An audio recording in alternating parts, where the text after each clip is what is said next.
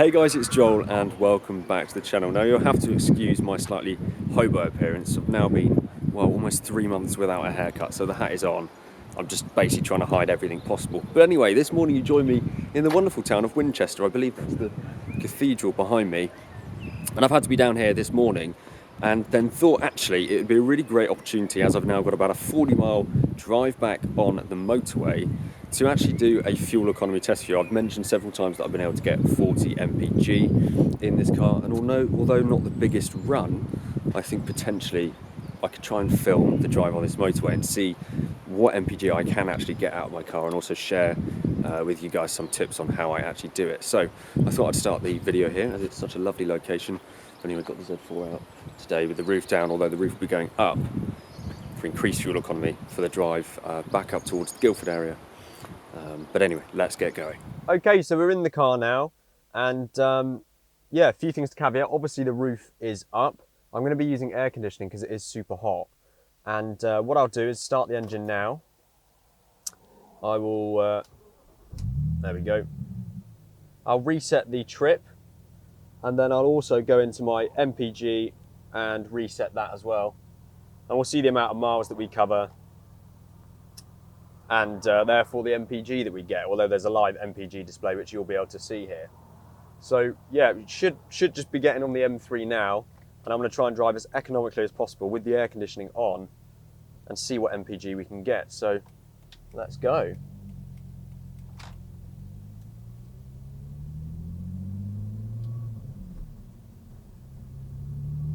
It feels completely ridiculous to be driving on a day like today with the roof up, but all in the name of science. So I'm accelerating gently there, trying not to use too much fuel. Currently on 14 miles per gallon, but that's because we're accelerating. And I've got no sat-nav today because my phone's broken, so I'm looking for the road signs actually to see where I'm going. So that's also going to be interesting. So all of this stop-starting stuff is obviously very bad for fuel economy, but I'm hoping once we get onto the M3, that's when we'll start to see the numbers rising.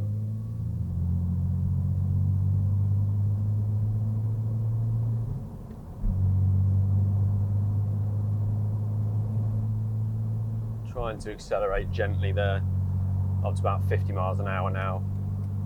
Indicate onto the motorway. And here we go. Here's where the fuel saving can really start. So I'm not going to cheat or anything by going 60, 55 miles an hour. I'm going to do motorway speed, which in this country is 70. So if I can see the speedo there, I've got cruise control. I'm going to pop that on. And cruise control is a good tool for saving fuel because it stops you from accelerating and braking unnecessarily if you use it correctly. Now, the problem with cruise control is that obviously if you're going up a slight incline, the cruise control, or at least on this car, isn't clever enough to know how much throttle it needs to use. So as soon as it feels it's on an incline, it will just floor it to maintain that speed if it needs to, which isn't necessarily the best way to preserve economy. So the other thing I should mention as well is, as well as using the air conditioning, which isn't going to help, I'm also on new tyres. I'm on Michelin Pilot Sport 4s, and I haven't actually tried and tested the range or the fuel economy of this car with those new tyres. So because they're a little bit more sticky, I don't know if that means the fuel economy is going to be reduced. I can see we're only up to 27.4 mpg right now, which is a little bit lower than I might expect, but that is rising, and we're on a slight decline here as well. Of course, the incline of where you're driving is going to significantly affect your fuel economy. But yeah, the number's creeping up ever so slightly now, 28.5 miles per gallon, 28.8. And I would like to see that touch 40 by the time I get to my destination, but we'll just have to see.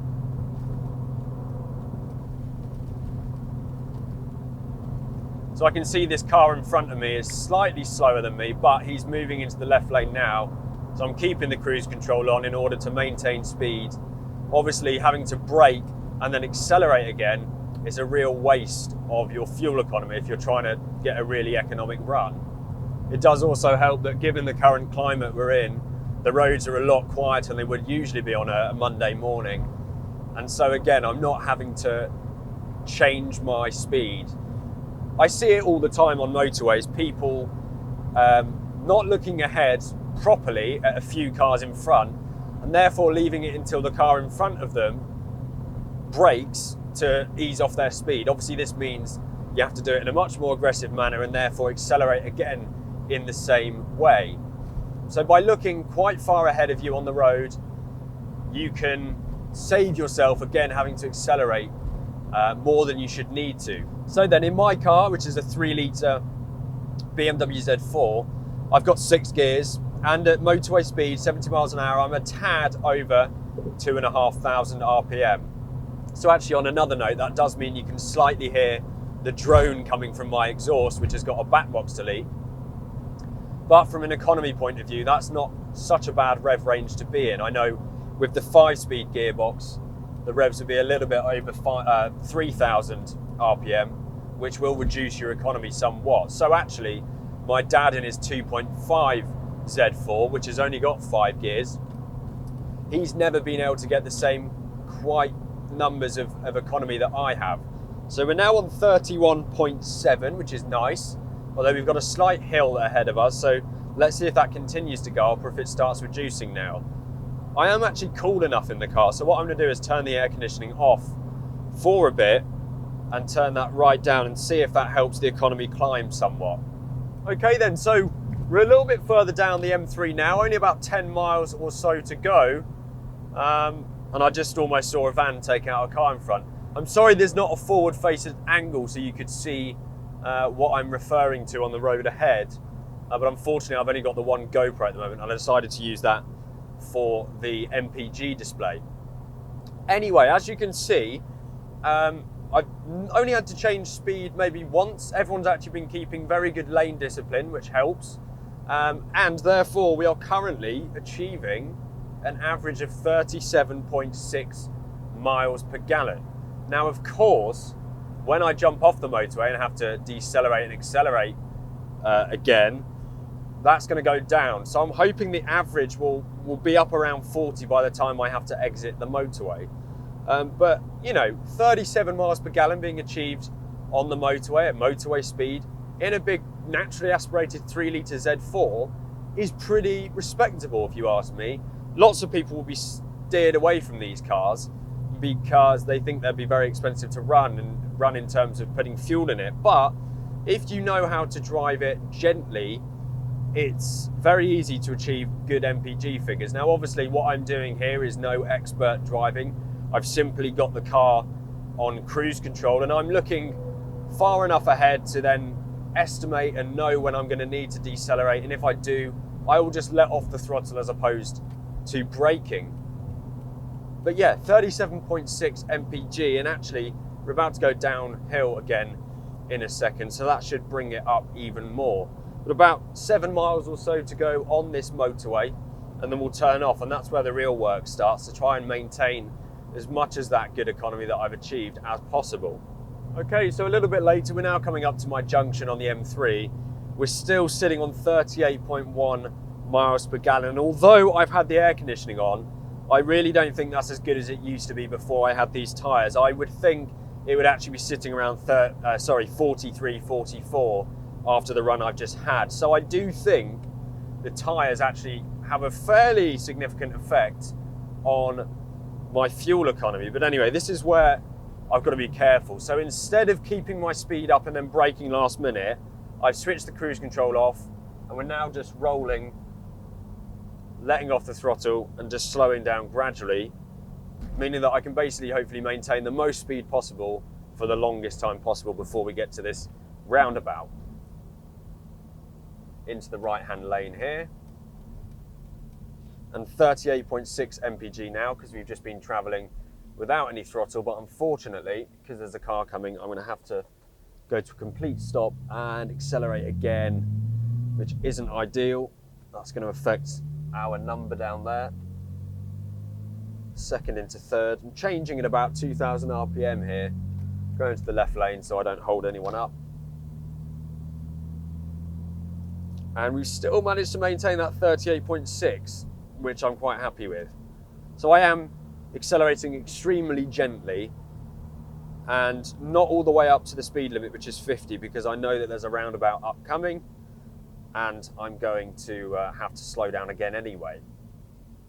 So it is just about planning ahead, really, getting fuel economy. And of course, this is not at all the way that I drive this car. I drive this car for enjoyment. I do not care about my fuel economy. And if I want to drive fast and aggressively, I will do exactly that. However, I have seen on long runs where inherently I'm just cruising, that fuel economy has been well in excess of 40 in the past. And I thought I should just demonstrate a video of how it is possible to achieve that. Although, as I just mentioned, it seems that with the Michelin Pilot Sport super sticky tyres in comparison to what I had, I'm not quite getting the same numbers. I'm now on 38.1, but I've got another 5 miles or so at 60 miles an hour.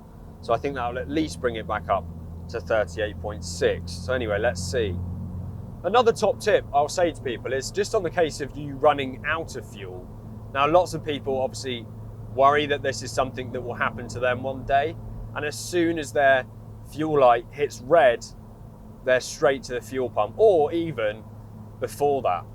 And although it is definitely not good to let your fuel run really low, if you are in the situation where you need to get somewhere and you haven't got time to fuel, or you're not sure where the next filling station is, one really good thing to try is first learn exactly how big your fuel tank is. So let's use my car as an example.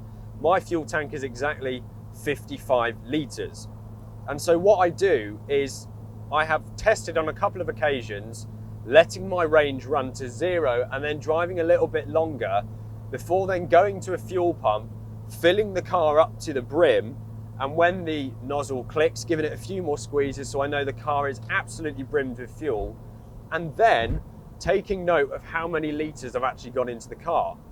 So in my case, I have ran this car to absolute 0 range according to the display, filled it to the complete brim, and only about 51 litres of fuel has gone in. So that tells me that even when my car was reading complete 0, there was still 4 litres of fuel in the tank. And 4 litres is about a European gallon. And if I'm averaging 39.2 miles per gallon as I am now, with 4 litres left in the tank, I know that actually I had 39 miles of range left. Now, obviously it's not as simple as that. It depends on how you've driven the car. Your range might get to 0 actually when you've only got 20 miles left if you've been ragging the car. But it's just a top tip for me. Learn what your fuel tank size is, and then next time you fill the car up, notice how much range you've got left on the car and notice how many litres have actually gone in. And you can then work out the real amount of fuel that was left in your car, because that won't lie to you. Anyway, we're coming to the end, so we'll see the final figures in a moment. But now, anyway, I just want to say apologies for the sort of rough and ready camera angle. I sort of got this idea quite last minute, and I'm not sure the lighting on that camera has been particularly wonderful, and also I haven't been able to arrange an external facing camera for you, so I do apologise. I like to make sure my videos are a little bit more polished than this one usually, but nonetheless I hope for the purpose of this experiment it's been handy and has worked. And yeah, I hope you found it interesting, although I don't think I've really revealed any top secrets that are going to help you so much. Apart, I've just been drilling in the don't brake unnecessarily so that you don't need to accelerate unnecessarily point. I guess that's the main taking from it. It is all about watching the road ahead and planning your driving accordingly. Yes, the Michelin tyres seem to be less economical, and yes, I've had the air conditioning run for most of the journey, and I'll reiterate, it's only been just under 40 miles, so it's not really enough time to get the numbers that I wanted to see. But having said that, even now, I'm driving around town around 20 to 30 miles an hour, third gear. I've still got 39.2 miles per gallon displayed on my car. And in fact, in just under a minute, I'm going to be pulling into my driveway. So will we still be on 39.2? Not going to achieve 40, but with a few more motorway miles, I'm ever so sure that we would have done. So again, I'm going to roll it here because I've got to wait for a few cars to pass. I'm not going to brake and stop. There we go. Maintain the speed. Literally not having to accelerate at all now because my driveway is just coming up. Sport mode off, which has actually been on, but I like the way that it makes the steering more weighty on the motorway. And roll to a close here without using any more throttle input. And as we stop, 39.2 miles per gallon. I have to say, I'm pretty impressed with that. I'm going to switch the engine off so that we don't waste any fuel idling. But I think 39.2 miles per gallon, bear in mind on a hot day, it's around 25 degrees Celsius. So the car's engine isn't going to be taking in as much air, or the air's thicker. So it's not quite, no, it's thinner. So it's not as efficient. It's hot. I'm on Michelin tyres. I've got about half a tank of fuel in, so the car's not as light as it could be. And, you know, I don't know about the wind conditions or the incline on the route I've just done. 39.2 miles per gallon on a 40-mile run from a 3-litre naturally aspirated BMW is not too bad if you ask me. So there we go, guys. I hope you found this video interesting. If you've got any future suggestions for how I could do this video again or make it a little bit more interesting, please let me know, because that was kind of fun for me to film. And thank you so much for watching, and I will see you very, very soon.